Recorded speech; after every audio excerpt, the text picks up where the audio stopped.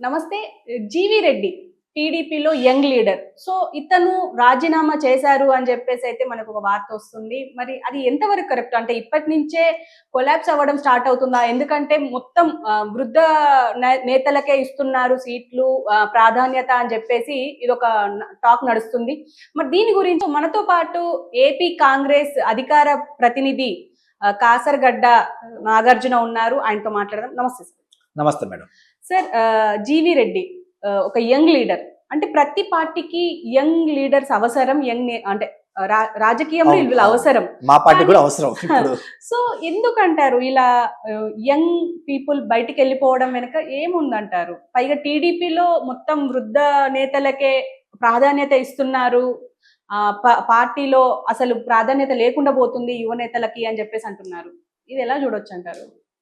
మొదట మేడం, ఆయన ఆ పార్టీకి రాజీనామా చేయడం, ఆ పార్టీ నుంచి బయటకు రావడం అనేది ఆ పార్టీ యొక్క ఇంటర్నల్ ఇష్యూస్. ఒక కాంగ్రెస్ పార్టీగా నేను స్పందిస్తే బాగోదు. బట్ జీవి రెడ్డి గారితో నాకు కొన్ని ఇదిగా సాంగత్యం ఉంది కాబట్టి ఒక సామాన్యుల్లాగా కొన్ని అయితే నేను చెప్పగలను మేడం. ఎందుకంటే నాకు తెలుగుదేశం పార్టీలో కూడా గుడ్ రిలేషన్ ఉంది. నేను ఇంతకుముందు ఆ పార్టీలో వర్క్ చేశాను కాబట్టి నాకు వాస్తవాలు నాకు తెలిసి కొన్ని మాట్లాడగలను. నేనేం చెప్తున్నా అంటే మేడం, జీవి రెడ్డి గారికి తప్పు ఉంది, ఒప్పు ఉందని మనం మాట్లాడుకోవచ్చు. ముఖ్యంగా చెప్పాలంటే జీవి రెడ్డి గారు ప్రస్థానం ఎక్కడ స్టార్ట్ అయిందంటే వైసీపీలో స్టార్ట్ అయింది. వైసీపీలో స్టార్ట్ అయ్యి ఆయన వైసీపీ పార్టీలో పనిచేస్తున్నాగా కాన్స్టిట్యున్సీకి వెళ్ళినప్పుడు కాన్స్టిట్యున్సీలో ఉన్న ఇన్ఛార్జికి ఆయనకి పడక నువ్వు ఇక్కడ వచ్చి పనిచేయటం అని చెప్పి అక్కడ జనాలు కూడా కొంతమంది ఒప్పుకోకపోవటం వల్ల, ప్లస్ స్టేట్లో వైసీపీ ఆయనకి అంత గుర్తింపు ఇవ్వకపోవటం వల్ల ఆయన అక్కడి నుంచి వచ్చి కాంగ్రెస్లో జాయిన్ అయ్యారు. కాంగ్రెస్లో జాయిన్ అయిన తర్వాత కాంగ్రెస్ పార్టీ రాష్ట్ర అధికార ప్రతినిధి అయిన తర్వాత అలా మాట్లాడుకుని పోయిన తర్వాత ఆయనకి నేను ఫైట్ చేయడానికి నాకు ఇంకా బెటర్ ప్లాట్ఫామ్ కావాలి, బెటర్ ఆపర్చునిటీ కావాలి, ఇంకా ప్రజలకు ఏమైనా చేద్దాం అనే ఒక మంచి ఉద్దేశంతో అక్కడి నుంచి ఆయన ఏం చేశారంటే టీడీపీకి మారాడు మేడం. ఐ థింక్ ఎలక్షన్కి 1.5-2 years ముందు మారాడు. మారినప్పుడు కూడా ఇంకా చెప్పాలంటే అప్పుడు కాంగ్రెస్ ఉన్న పొజిషన్ కంటే టీడీపీ బెటర్ పొజిషన్లో ఉంది, బెస్ట్ పొజిషన్లో ఉంది మనం చెప్పుకోవచ్చు. క్లియర్. అంటే ఆయన మామూలు పార్టీ నుంచి కొంచెం ఒక స్టెప్ పైకి ఎదిగారని మనం చెప్పుకోవాలి. తెలుగుదేశం పార్టీ కూడా జీవి రెడ్డి గారికి ఏమి తక్కువ చేయలేదు మేడం. ఎందుకు తక్కువ చేయలేదంటే సంవత్సరాలు తన్నుకున్న రాని అధికార ప్రతినిధి, రాష్ట్ర అధికార ప్రతినిధి కంటే జీవి రెడ్డి గారికి national official spokes person Telugu Desam party ఇచ్చింది. అది రావాలంటే ఆయన వయసు దాదాపు 50-60 సంవత్సరాలు దాటితే కానీ ఆ పోస్ట్ ఇవ్వాల్సింది. కానీ అంత చిన్న వయసులో యువకుడికి, ఉత్సాహవంతుడికి అతన్ని చూసి ఓకే ఇతనికి ఉందని చెప్పి పార్టీ గుర్తించి ఆయన గుర్తింపు తగ్గ రాంగ్లో పోస్ట్ ఇచ్చింది. ఒక 1 year, 6 months, ఒక 2 years ఇది చేస్తే ఆయన పోస్ట్ ఇవ్వాల, మంచి పోస్టే ఇచ్చింది. బెస్ట్ ఇంకా చెప్పాలంటే చాలా బెస్ట్ పోస్టే ఇచ్చింది. దాంతోపాటు స్ట్రాటజీలో ఒక మెంబర్గా ఆయన ఇన్వాల్వ్ చేసింది. అంటే టీడీపీ మ్యాక్సిమం ఎంత గుర్తింపించాలో అంత గుర్తింపు ఆయనకి ఇచ్చింది. అఫ్కోర్స్ ఆయన కూడా ఆ గుర్తింపు అలాగే కాపాడుకుంటా పార్టీ కోసం ఆ కాలంలో కష్టకాలం ఆయన పార్టీకి ఉండి ఆయన సేవను అందించాడు మేడం. ఇంతవరకు నేను ఒప్పుకున్న తర్వాత తెలుగుదేశం పార్టీ అధికారం రావడానికి జీవి రెడ్డి గారు ఒక్కళ్ళే కారణం అంటే కాదు. జీవి రెడ్డి గారు లాంటి వాళ్ళు ఎంతో మంది కష్టపడితేనే తెలుగుదేశం పార్టీ అధికారంలోకి వచ్చింది. ఆ కష్టపడ్డ వ్యక్తులు 100లో 1000లో ఉంటే అందులో ఒకరు జీవి రెడ్డి.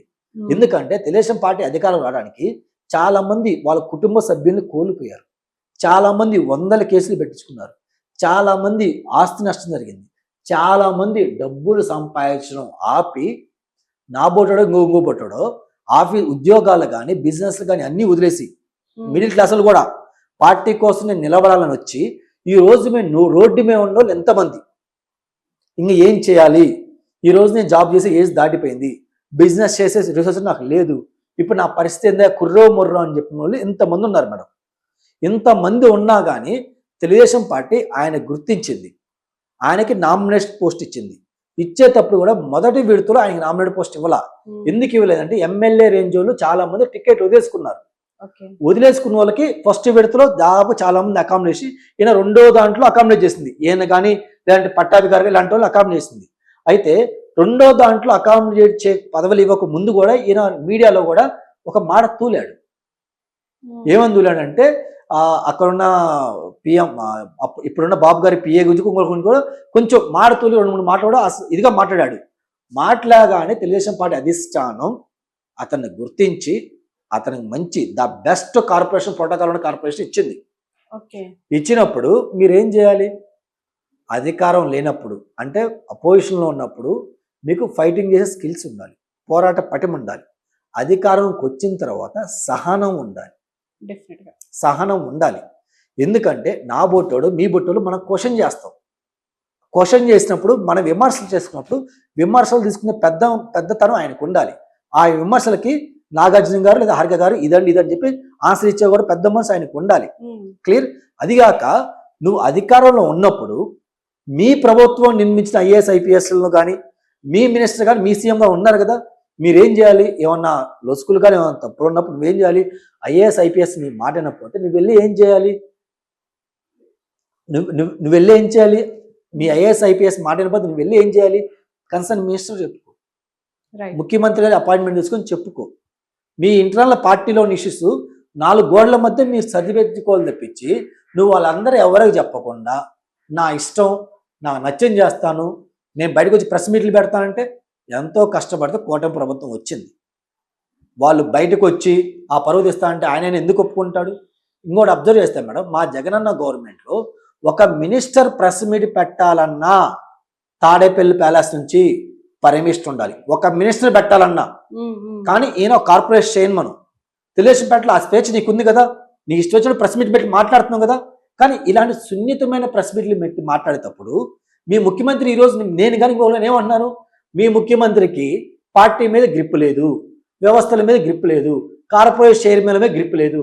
ఆయన పార్టీ నడుపుతూ ఏం కోరుతుంది ఆ బొట్టుడు కూడా అంటే కాంగ్రెస్ పార్టీ కాదు వేరే వైసీపీలో కూడా మేము మాట్లాడను. అలా లూజ్ మాటలు ఇవ్వాల్సిన అవసరం నీకేంటి? నువ్వు అధికారంలో ఉన్నప్పుడు నువ్వు సహనంతో ఉండాలి. నువ్వు చదువుకున్న వాడివి, ఉత్సాహవంతుడివి, నువ్వు క్యారెక్టర్ ఉందంటే ఉంది, నువ్వు గ్రేట్ పర్సన్. నువ్వేం చేయాలి? వాళ్ళు ఎవరైనా నీ మాటలు వినకపోతే నీ తెలివితేటలతో వాళ్ళు దారికి ఎలా తీసుకొచ్చుకోవాలి, అధికారం వచ్చినప్పుడు 10 మందికి నువ్వు సేవ ఎలా చేయాలి, గుర్తింపు ఎలా ఇచ్చుకోవాలి, ఇంకోటి ఎలా చేయాలి, నువ్వు ఇచ్చేయాలి. ఇంత చదువుకున్న నువ్వే పార్టీ నుంచి బయటకు వచ్చినట్టు దానికి అర్థం ఏంటి? తొందరపడతాను ఉండకూడదు. అంటే ఇప్పుడు జీవీ రెడ్డి తొందరపడ్డారు. ముమ్మాడికి జీవీ రెడ్డి గారి తొందరపడతానమే. నా బోటోల్లో నీ బోటోలు ఇంకో బోటో నేను రెచ్చగొడతాను. ఎందుకు? నువ్వు కొంచెం ఏజ్ ఉంది, ఒక ఎమ్మెల్యే మినిస్టర్కి వెళ్ళే స్థాయికి నువ్వు వెళ్తావు, ఇలాగే నువ్వు పని చేసుకుంటా పోతే ఏ రోజు నువ్వు మినిస్టర్ రేంజ్ నువ్వు వెళ్తావని చెప్పి నా బోటోడు మీ బోటోడు 4 పుల్లలు వేస్తారు, 4 మాటలు చెప్తారు, మాయ మాటలు చెబుతారు. నేను కిందకి లాగానే చూస్తావు, కిందకి లాగానే చూస్తావు. అంటే ఆయన నా పార్టీ కాదు, బట్ ఆయన మంచి కోరుకునే వాటికి అని చెప్తున్నాను. నేను కిందకి లాగానే చూస్తారు. నువ్వు కింద లాగానే చూస్తావు, నువ్వు కింద పడితే ఎలా? నువ్వు ఆ మాత్రం అర్థం చేసుకోలేవా? నువ్వు 10 మందికి మంచి చెడు చెప్పడానికి 10 మందికి అనాలిసిస్ చేసే పొజిషన్లో నువ్వు ఉండి ఒక చిన్న వాటికి నువ్వు ఇంత అసహనం పడితే ఏముంది?